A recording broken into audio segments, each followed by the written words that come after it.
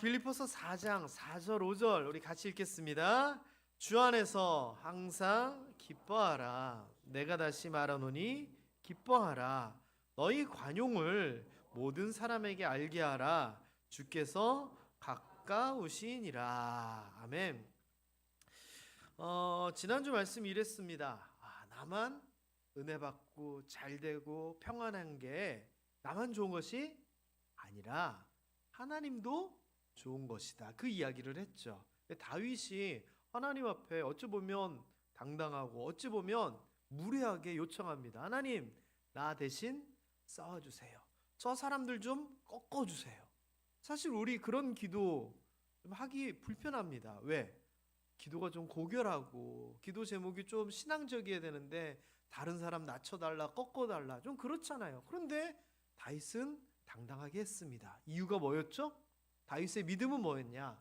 주의 종의 평안함을 하나님께서 기뻐하신다. 그러니까 내가 평안한 거 나만 기쁜 것이 아니라 하나님도 기뻐하시는 거니 하나님 내 평안을 깨뜨리는 이런 거 해결해 주세요. 이게 다윗의 믿음이었고 기도였습니다. 그래서 우리가 당당하게 기도합시다. 이런 얘기를 했죠. 하나님 저 힘들어요. 하나님 저 없어요. 하나님 저 잘 되면 하나님도 기쁘시잖아요 하면서 하나님 내 삶이 내 가정이 내 일터가 잘 돼서 하나님의 기쁨 되기 원합니다. 이렇게 기도하자. 그렇게 지난주에 말씀을 전했습니다. 그래서 이런 말씀을 전하면서 제가 기쁨에 대한 이야기와 함께 감사에 대한 말씀도 이리저리 찾다 보니 감사와 기쁨이 같이 있는 구절이 좀 있더라고요. 그 대표적인 게 이 빌립보서 4장 4절 5절 6절 7절 이 부분이었습니다. 자, 그런데 제가 이 빌립보서 이 부분을 보면서 이제 묵상을 하는데 하다 보니까 좀 이상한 게 있는 거예요. 그게 뭐냐? 5절입니다. 5절만 다시 한번 읽어볼까요? 시작. 너희 관용을 모든 사람에게 알게 하라. 주께서 가까우시니라. 이게 기뻐하라 얘기가 나오고 뒤에 감사로 아래라 이런 얘기가 나오는데 갑자기 관용에 대한 이야기가 나오는 겁니다. 그래서 제가 읽다 보니 아하 이거구나라고 제가 깨달음이 있어서 오늘은 그걸 같이 나누려고 합니다. 우리가 성경을 읽으면서 이게 뭔지 모르겠다라고 하면서 모르는 구절들이 있는가 하면 이거구나 하면서 아는 구절들이 있습니다. 그런데 이거구나라고 알았는데 알고 보니 그게 아닌 구절도 있고 이게 뭐지라고 생각하면서 도저히 이해가 안 되는 구절들도 있습니다. 오늘 그 내용입니다. 자, 일단 기쁨에 대하여 제가 한번 정리를 해봤습니다. 성경에서 말하는 기쁨이 뭔가 이게 좀 원어가 많이 나오는데 그냥 공부한다 생각하시고 시험 안 칠 거니까 그냥 흘려 들으셔도 돼요. 나중에 다시 한번 정리해 드릴 거거든요. 이 기쁨이 뭐냐? 마음의 평화, 만족 또는 어떤 희망으로 가득 차 있는 상태가 기쁨이라는 거예요. 그래서 이 기쁨을 크게 제가 세 가지로 한번 정리를 해봤어요. 일단은 어떤 일이 있어가지고 그것을 반응하는 내 감정적인 기쁨이 있어요. 그래서 뭐가 잘 돼가지고 막 기쁘고 있어가지고 만족스럽고 흐뭇하고 유쾌하고 어떤 내 감정의 표현이 기쁨이다라고 얘기할 수 있어요. 자, 그런데 그거 말고 곰곰이 생각해 보니까 하고 좋은 것들이 좀 있더라는 거예요. 내가 따져보니 아이고 참 평화롭네, 평온하네, 아이고 이거 만족스럽네 하면서 어떤 즉각적인 감성적인 게 아니라 생각해 보니 기쁜 것들이 좀 있어요. 그리고 좀 더 나아가서 신앙적인 기쁨이 있더라는 거예요. 성령 충만할 때의 기쁨, 영적으로 뭔가 만족스러울 때의 기쁨, 소망을 품었을 때의 기쁨 이런 것들이 있어요. 그래서 감성, 이성, 그다음 영성에 대한 기쁨들이 다 있구나 이 생각을 해봐요. 자, 그래서 이런 것들을 찾다가 그러면 성경에서는 기쁨을 도대체 어떻게 얘기하고 있는가? 기쁨이라고 하는 단어와 표현들을 찾아보기 시작을 했어요. 그래서 자료를 찾다 보니 성경에서 기쁨에 대한 표현이 몇 가지가 있느냐? 102가지가 있어요. 그러니까 기쁨에 대한 표현이 굉장히 많더라는 거예요. 그리고 우리말로는 기쁨 이렇게 번역을 했지만 히브리어에서는 다른 의미의 기쁨들이 꽤 많았어요. 9가지인가가 일단 나오는데 크게 오늘은 몇 가지만 살펴볼 거예요. 기쁨이라고 하는 게 성경에서 우리는 한글로 봐서 기쁨이지만 히브리어로 원래 성경에서는 표현하는 느낌이 달라요. 그걸 오늘 좀 볼 거예요. 자, 일단 기쁨을 가장 대표적으로 표현하는 단어가 시므하라고 하는 단어예요. 시므하. 이 시므하라고 하는 단어는 기쁨이 내 마음속에서 이렇게 넘쳐나는, 그리고 특별히 하나님 때문에 생기는 기쁨을 얘기해요. 그래서 예를 들면 응답받아가지고 기쁨이 넘친다, 감사한다. 그래서 기쁨과 감사가 거의 같이 나와요.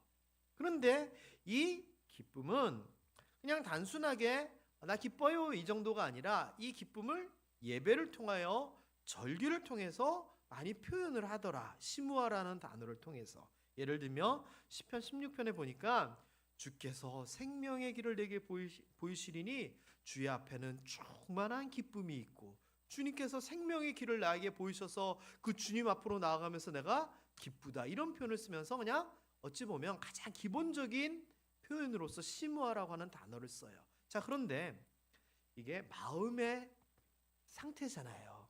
하나님 때문에. 자, 그런데 우리가 감사에 대한 이야기를 하면서 감사도 마음의 상태인데 이거를 마음에만 있는 것이 아니라 표현을 해야 된다면서 감사 다음에 뭘 얘기했죠?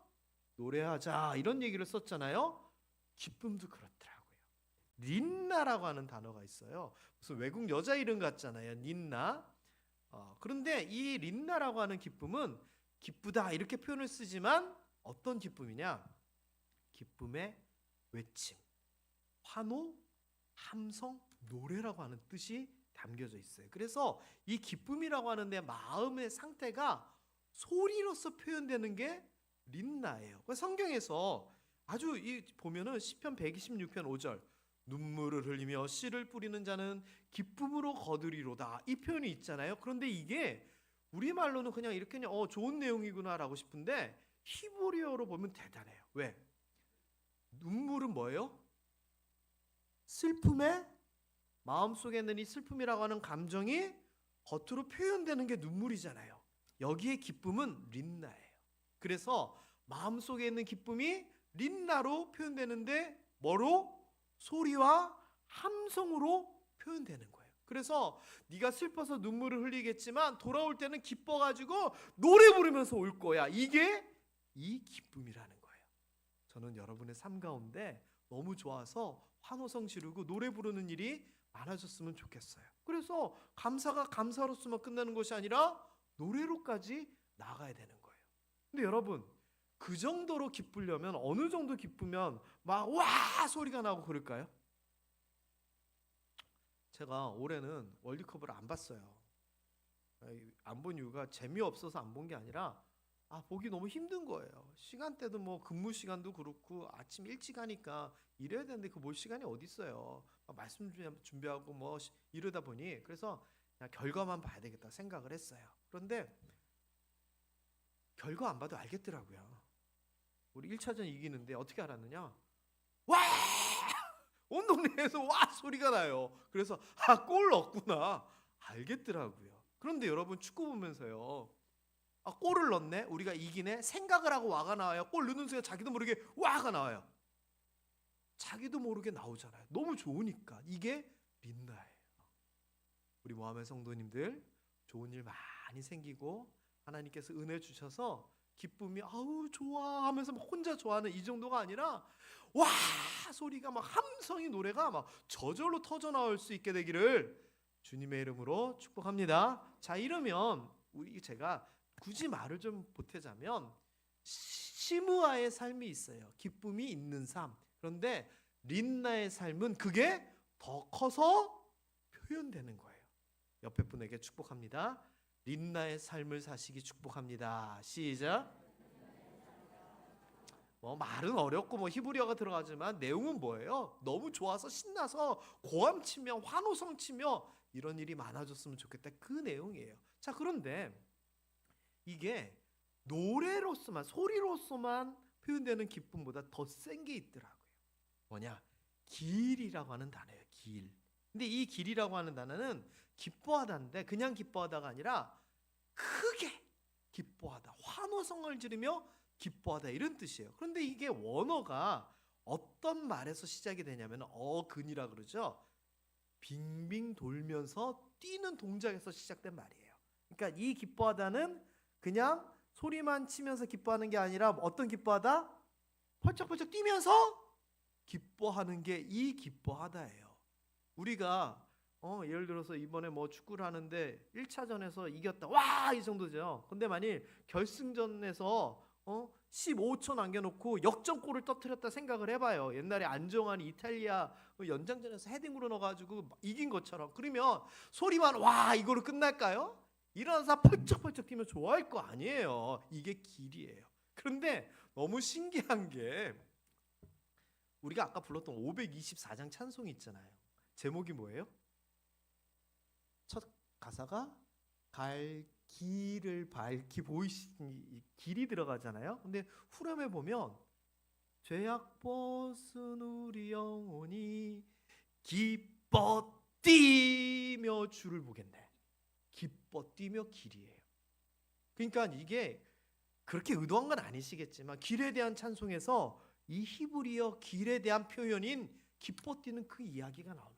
우리가 죄악을 벗고 구원함을 받아서 너무 신나가지고 뛰면서 기뻐하는 게 그게 길이거든요. 이 길이에요. 그래서 118편 24절에 보면 하나님의 구원의 날, 응답의 날에 대한 이야기를 하면서 그 날은 하나님이 정해놓으셨다. 그 날을 허락하실 것이다. 이 날에 우리가 어떻게 될 거냐? 즐거워하며 기뻐하리로다. 이렇게 끝나는데 히브리어로 이 기뻐하리로다 길, 어떤 기뻐하리로다? 벌쩍벌쩍 뛰면서 기뻐하리로다예요. 제가 웃으면서 그러잖아요. 좋은 일 많이 생겨가지고 응답 받아가지고 그러면 우리 김천역에 가서 춤추면서 자랑하자 그런 얘기 하잖아요. 그게 길이에요. 가만히 있지를 못하는 거예요. 벌쩍벌쩍 뛰는 거예요. 자, 옆에 분들에게 또 축복합니다. 길의 삶을 사시길 바랍니다. 너무 좋은 일이 많이 생겨가지고 고함 지르고 노래 부르는 것에서만 그치는 것이 아니라 벌쩍벌쩍 뛰면서 좋아할 만큼 그런 일들이 여러분에게 많이 있었으면 좋겠어요. 자, 그런데 이러한 우리가 뭐 마음속에 있는 감사, 표현하는 감사, 자랑하는 감사 이런 것처럼 기쁨도 시므아, 린나, 길 이렇게 단계가 있다라고 얘기했는데 우리가 이 기쁨에 대하여 아주 독특한 개념이 있어요. 이 지난주 설교하고도 어쩌다 보니 연결이 되는데 헵시바라고 하는 단어예요. 이 헵시바라고 하는 말은 기쁨, 즐거움, 소원, 원하는 것 이런 의미가 있거든요. 그런데 이게 내가 이걸 좋아해, 내가 이걸 기뻐해라고 하는 이 방향성과 연관된 단어예요. 그래서 이사야서 62장 4절에 보면 오직 너를 헵시바라고 하겠다, 기쁨이라 하겠다라고 하나님이 사용을 하시는데 이 헵시바는 하나님으로부터 우리에게로 향하는 기쁨이에요. 하나님의 기쁨이에요. 그래서 지난 주일날 우리가 잘 돼서 기쁜 것 시므아 린나 길이라 그러면은 우리 때문에 하나님이 기뻐하고 우리가 주님의 기쁨 되는 것은 헵시바예요.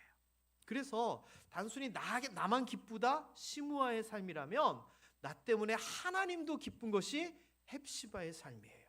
자, 옆에 분에게 또 한번 그럼 축복을 해야 되겠죠? 뭐라고 축복하면 될까요? 헵시바의 삶을 사시기 바랍니다. 시작.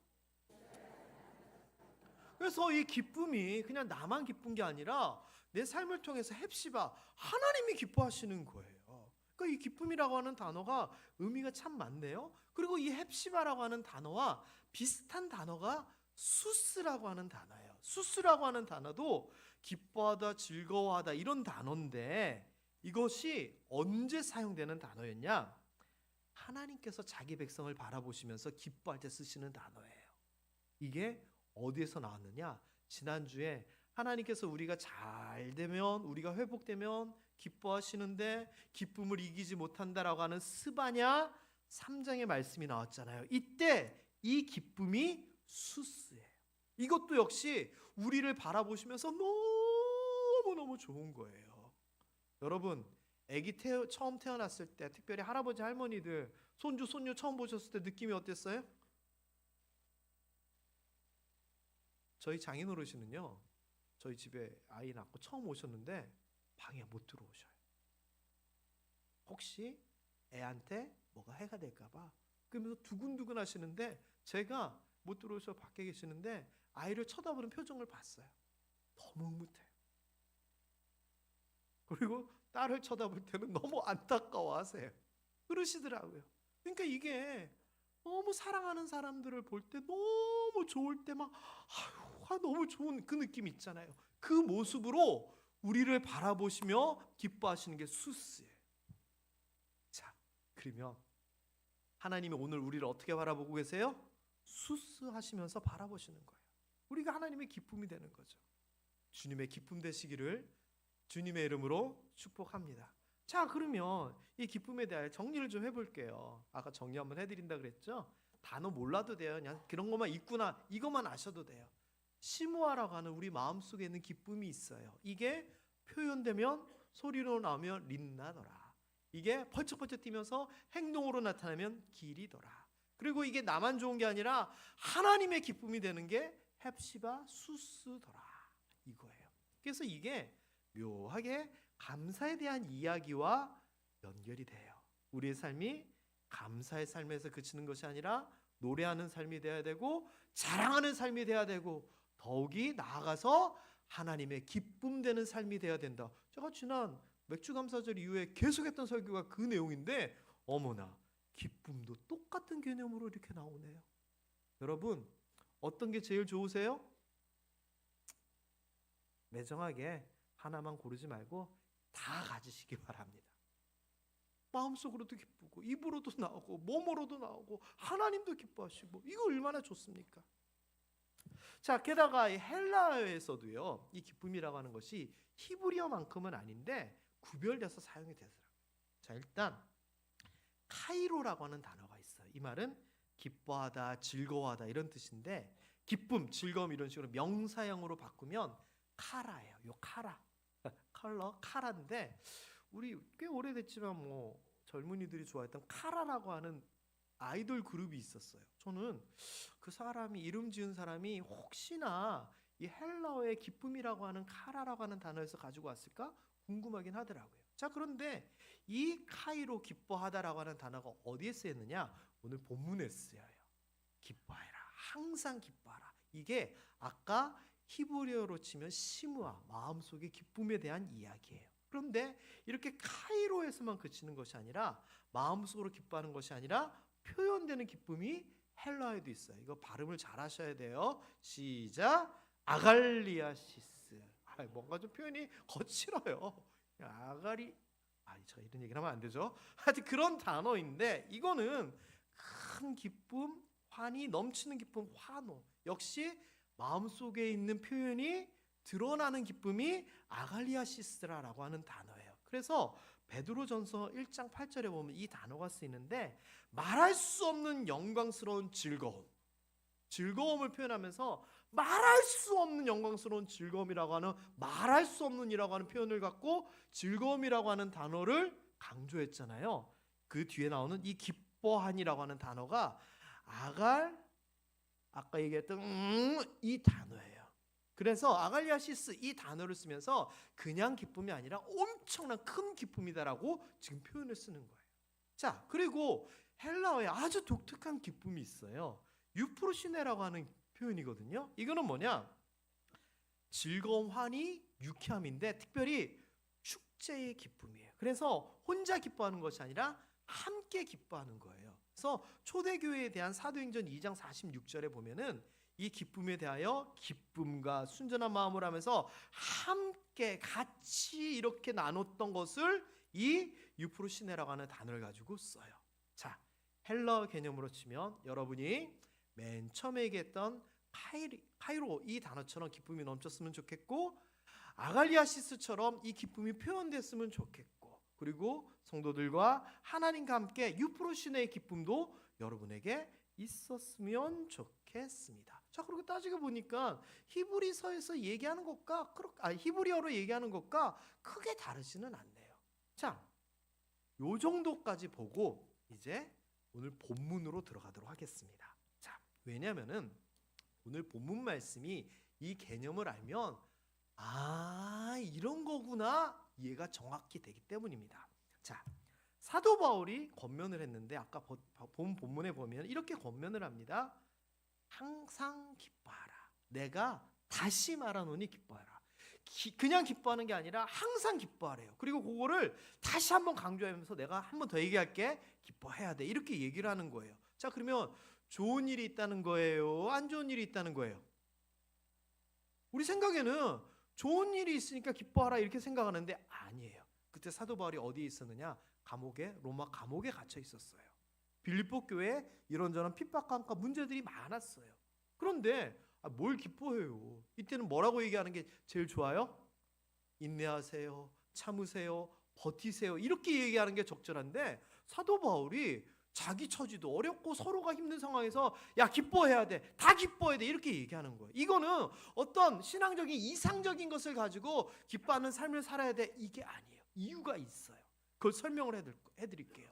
게다가 뒤에 나오는 우리가 아무것도 염려하지 말고 이게 연결되는 구절인데 그러면 염려가 있으니까 염려하지 말라는 거잖아요. 그러니까 그 사람들에게도 염려거리가 있는 거예요. 다시 얘기하면 기뻐할 때가 아닌데 기뻐하고 염려하지 말라 그래요. 그러면서 카리스를 얘기하는 거예요. 카리스는 마음의 상태거든요.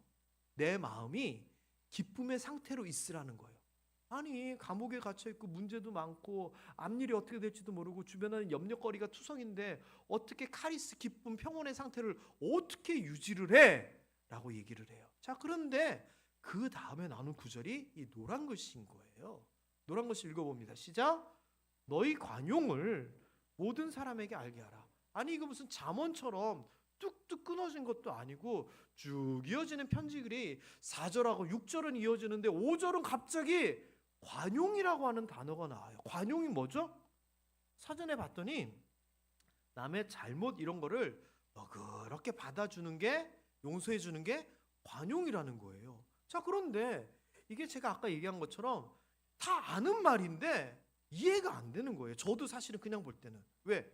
아니 기뻐하라 그랬는데 염려하지 말라 그랬는데 중간에 갑자기 아니 다른 사람을 용서하고 너그럽게 대하라. 이게 왜 나와요? 그래서 제가 억지로 한번 끼워 맞춰보면 이렇게 끼워 맞춰져요. 네가 어렵고 감옥에 갇히고 힘들지만 너를 힘들게 한 사람, 너를 괴롭히는 사람 용서해야 돼. 그리고서는 그렇게 용서해주고 나면 마음에 평안이 올 거야. 그러니까 기뻐하자.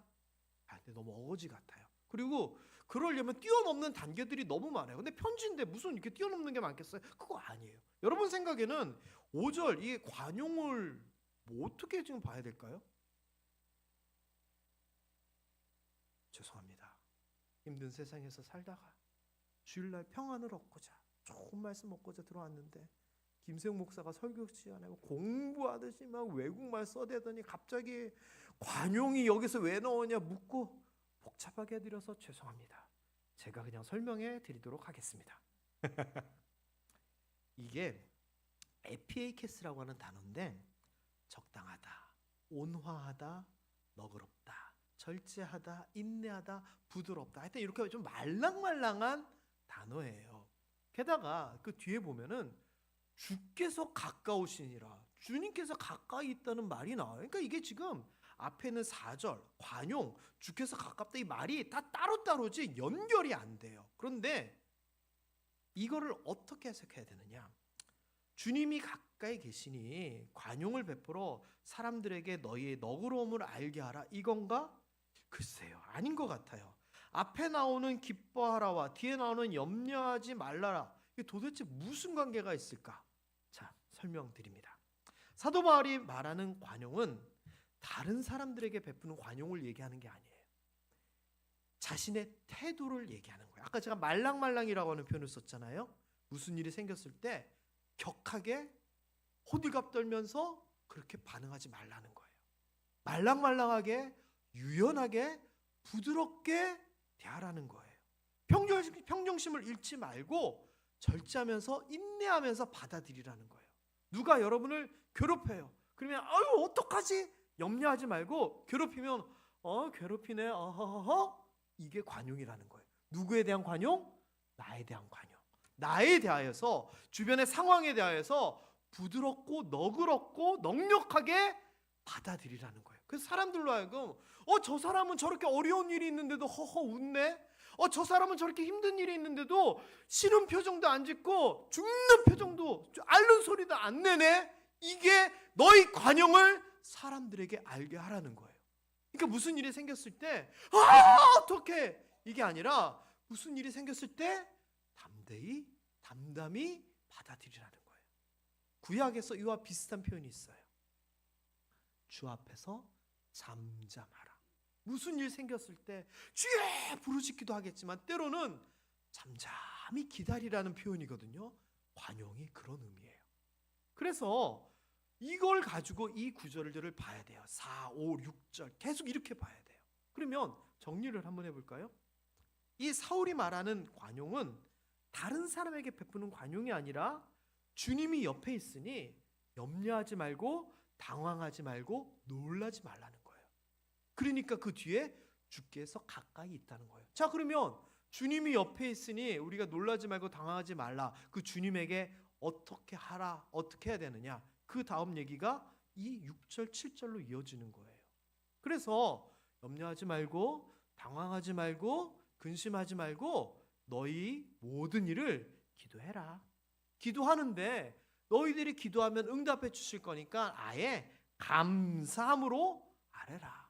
그렇게 되면 너희가 마음에 평안을 얻게 될 건데 하나님의 평강을 얻게 될 것이고 너희 마음속에 염려, 근심, 걱정 걱정하지 마. 너희 마음과 생각을 하나님께서 지켜주실 거야. 이 이야기를 하는 거예요.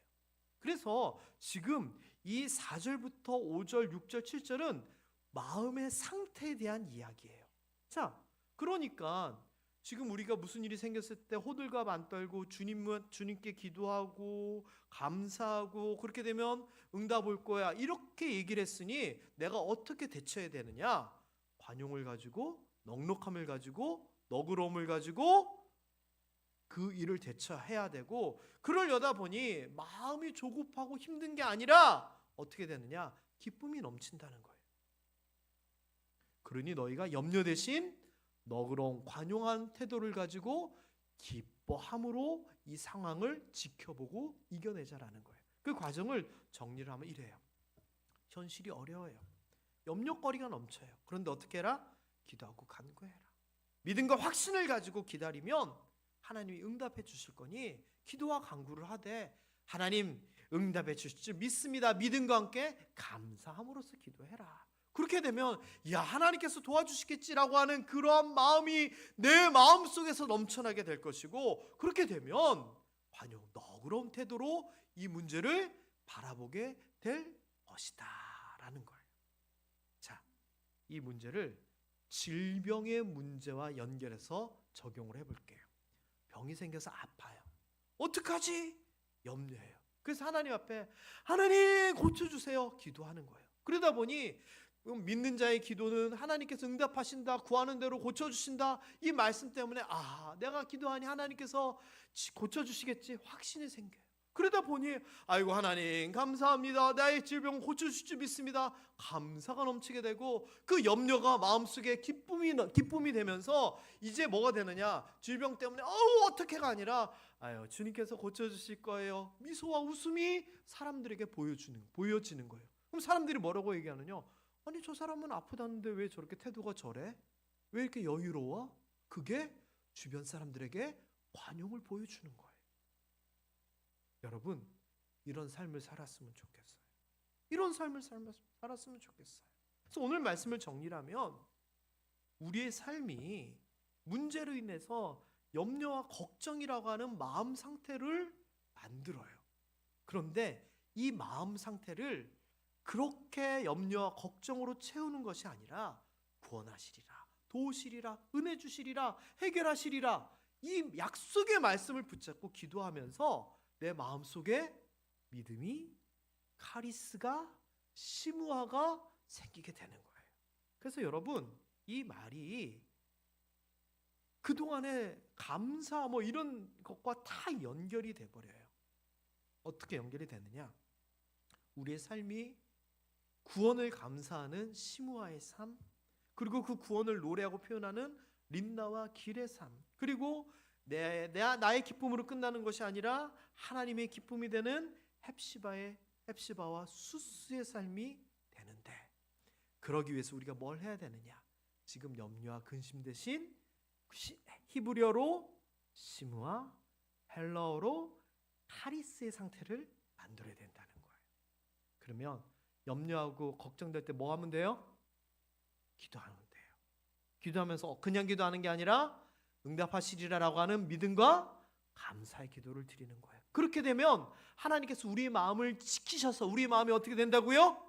카리스, 기쁨의 상태가 된다는 거예요. 그게 빌립보서 4, 5, 6, 7절의 말씀이 된 거예요. 이거를 뒤에 있는 4장 6절, 7절 말씀만 보면 그래 이렇게 하겠지만 이 앞에 있는 구절과 함께 보면 그래 우리가 구원으로 말미암아 기쁨이 되고 이런 것들이 다 정리가 되면서 보다 깊은 말씀, 보다 기쁜 말씀이 저는 되리라 생각이 듭니다. 그래서 여러분 그간에 했던 설교들을 기쁨이라고 하는 단어를 가지고 다 정리를 하면서 이렇게 저희가 선포를 했으면 좋겠어요. 오늘의 염려는 내일의 기쁨과 감사가 될 것이다. 약함도 자랑이 될 것이다. 그리고 우리의 기쁨이 하나님의 기쁨이 될 것이다. 이런 내용 아니겠습니까?